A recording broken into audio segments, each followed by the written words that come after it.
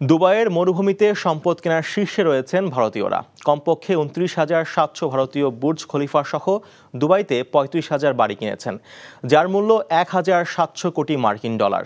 Dubai unlocked শিরোনামে crime and corruption reporting project OCCRP এবং নরওয়ের আউটলেট E24 এবং তাদের ৭৪টি অংশীদার গণমাধ্যমের তৈরি এক রিপোর্টে ৫৮টি দেশের সাজাপ্রাপ্ত অপরাধী, পলাতক আসামি এবং রাজনীতিবিদদের দুবাইয়ে থাকা সম্পদের তথ্য মঙ্গলবার প্রকাশ করেছে। তাতে বলা হয়, দুবাইতে সম্পদের পাহাড় তৈরিতে দ্বিতীয় অবস্থানে রয়েছে পাকিস্তান, তৃতীয় ব্রিটেন, চতুর্থ সৌদি আরব।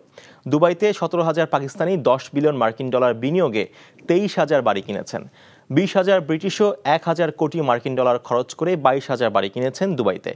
৮,৫০০ সৌদি নাগরিক দুবাইতে প্রায় ১৬,০০০ বাড়ি কিনেছেন। দুবাইয়ে বাড়ি কেনার তালিকায় রয়েছেন পাকিস্তানের প্রেসিডেন্ট আসিফ আলী জারদারি এবং তার ৩ ছেলে মেয়ে, পাক স্বরাষ্ট্রমন্ত্রী মহসিন নাকভি, সাবেক প্রধানমন্ত্রী নওয়াজ শরীফ ও তার ছেলে হুসেন, সাবেক সেনাপ্রধান কামার পারভেজ বাজওয়া।